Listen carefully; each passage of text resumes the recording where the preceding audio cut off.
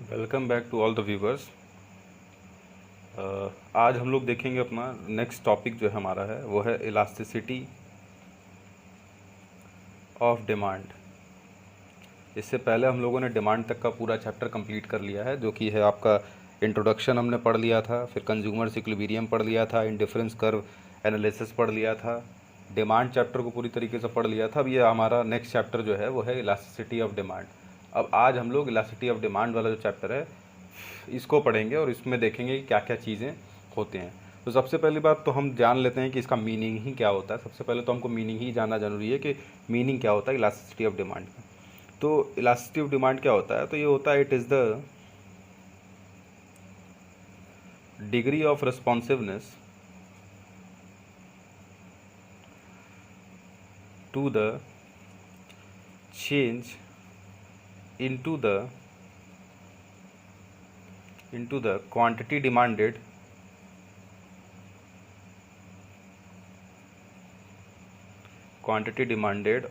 of a commodity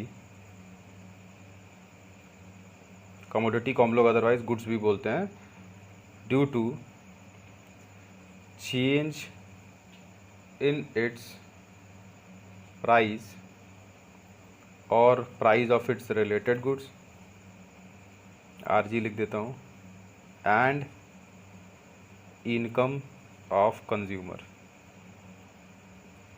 ये हमारा जो है पूरा का पूरा कंप्लीट डेफिनेशन हमने यहाँ पे देख लिया कि क्या कंप्लीट डेफिनेशन हमारे पास है।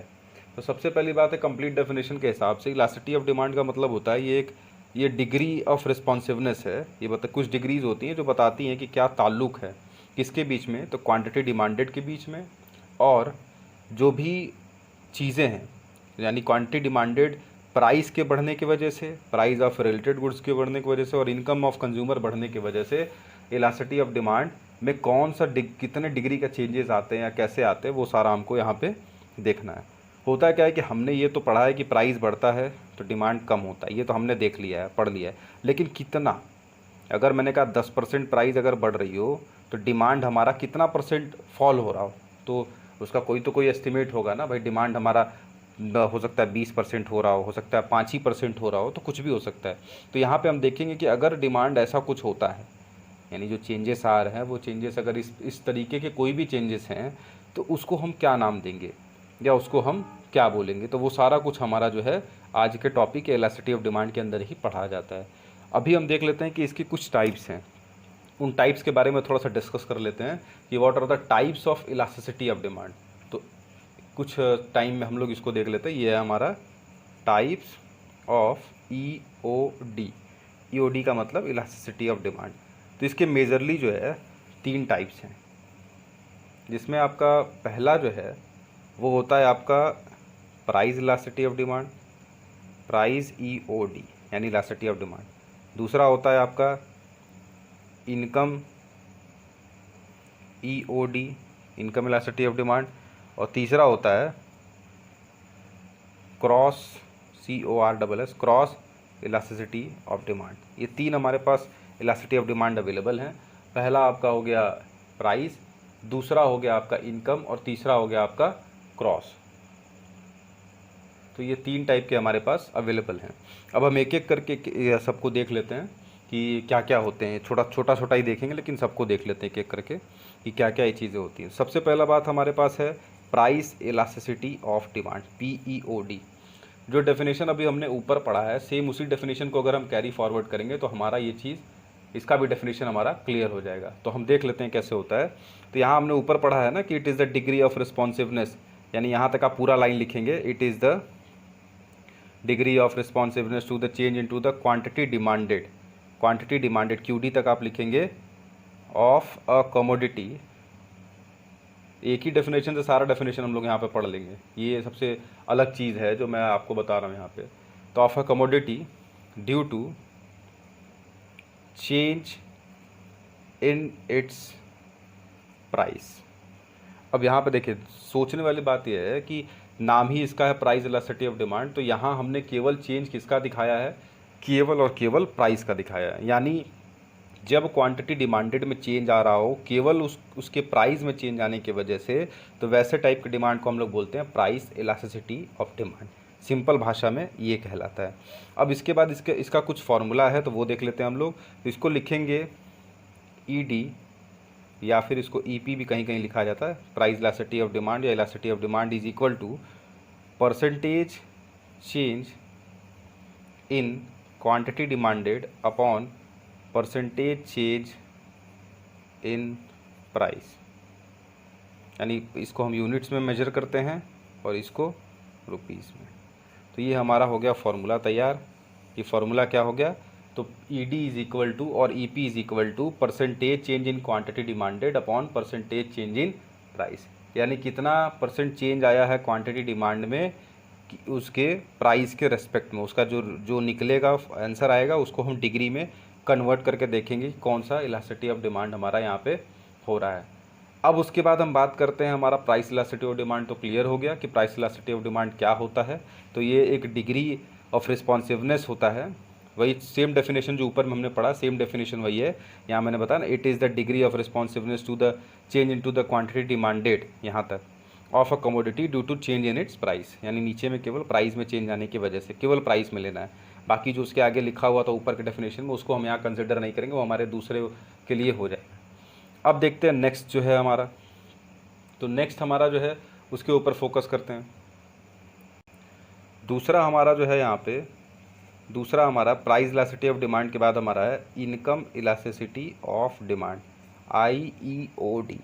अब इनकम इलास्टिसिटी ऑफ डिमांड क्या होता है, तो यहाँ भी सिंपल डेफिनेशन जो ऊपर डेफिनेशन लिखी है उसी को हम यहाँ पे थोड़ा सा कट पेस्ट कर लेंगे, तो डेफिनेशन हमारी बन जाएगी। ये भी वही है, इट इज़ द, पूरा आप वही लिखेंगे, change to quantity demanded of a commodity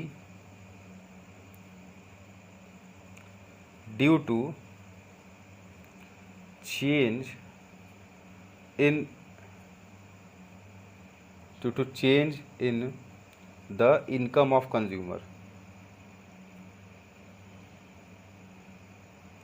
यानी कंज्यूमर के इनकम में चेंज आने के वजह से जो क्वांटिटी डिमांड में चेंज आता है, यानी क्वांटिटी डिमांड में क्या चेंज आ रहा है, उसके इनकम के चेंज में आने की वजह से उसको हम लोग इनकम इलास्टिसिटी ऑफ डिमांड सीधा सीधा और आसान से कहते हैं। सिंपल भाषा में यही कहते हैं कि इनकम इलास्टिसिटी ऑफ डिमांड का मतलब होता है कि it is the change into the quantity demanded of a commodity, या it is the degree of responsiveness to the change, यानी पूरा डेफिनेशन यही हो जाएगा, it is the degree of responsiveness to the change into the quantity demanded of a commodity due to change in the income of consumer. यानी consumer के income में change आने की वजह से अगर आपका जो क्वांटिटी डिमांड है वो चेंज कर रहा है, जैसे कि इनकम बढ़ेगी तो हम क्या करेंगे, ज़्यादा डिमांड करेंगे, इनकम कम होगी तो हम डिमांड कम करेंगे। इसी प्रोसेस को अगर कंटिन्यू रखा जाएगा तो वो हमारा कहलाता है इनकम इलास्टिसिटी ऑफ डिमांड। अब इसके ऊपर कुछ फॉर्मूला उसको हम लोग देख लेते हैं।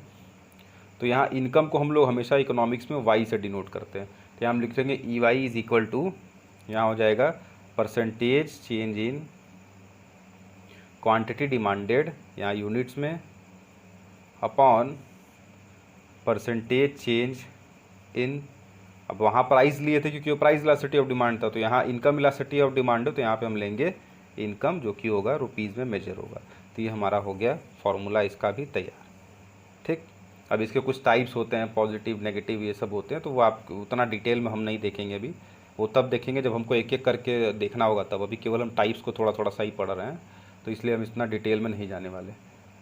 उसके बाद हम देखेंगे कि फार्मूला भी दोनों का सेम है। ऊपर वाला जो फार्मूला हमने पढ़ा है सेम फार्मूला है, केवल यहाँ पे ईडी या ईपी वाला चेंजेस है। यहाँ पे क्योंकि इनकम इलास्टिसिटी हो तो ईवाई हो गया, यहाँ प्राइस इलास्टिसिटी था तो ईपी हो गया। उसके बाद यहाँ percentage change in quantity demanded as it is, यहाँ भी सेम है, बस चेंज है आपका प्राइस और इनकम रिप्लेस किया गया, प्राइस को इनकम से रिप्लेस किया गया क्योंकि वो प्राइस इलास्टिसिटी ऑफ डिमांड था, ये इनकम इलास्टिसिटी ऑफ डिमांड है। तो इस बात का ख्याल रहे कि एक ही फार्मूले से हम तीनों का फार्मूला ईजिली पढ़ सकते हैं और समझ सकते हैं।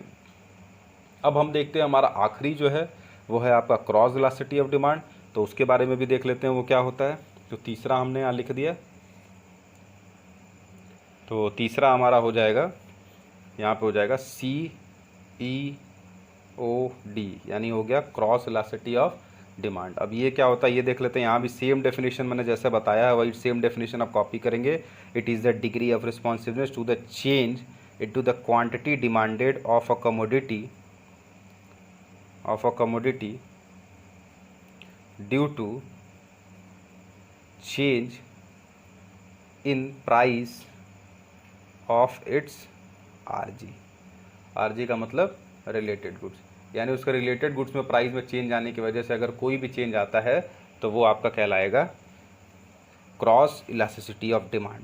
ठीक, सिंपल और आसान तरीके से अगर इसको एक बार और देख लिया जाए तो क्रॉस इलास्टिसिटी ऑफ डिमांड का मतलब होता है it is a degree of responsiveness to the change into the quantity demanded of a commodity due to, यानी क्वांटिटी डिमांडेड में जो चेंज आया due to change in price of its, RG का मतलब related goods, due to change in price of its related goods. यानी related goods में अगर related goods के प्राइस के साथ चेंज आने की वजह से अगर कोई भी चेंज हमारे क्वांटिटी डिमांड में आता है तो हम लोग उसको बोलते हैं, क्या बोलते हैं, क्रॉस इलास्टिसिटी ऑफ डिमांड। ठीक, सिंपल और आसान शब्दों में। तो इसका भी कोई फॉर्मूला होगा वो हम देख लेते हैं। जैसे कि वहाँ ई वाई हो गया तो यहाँ क्योंकि क्रॉस इलास्टिसिटी है तो ई सी हो जाएगा। E C is equal to, वही फार्मूला सेम हम लिखेंगे, क्या था, percentage change in quantity demand units में upon percentage change in price rupees में। ये हो गया हमारा फॉर्मूला तैयार।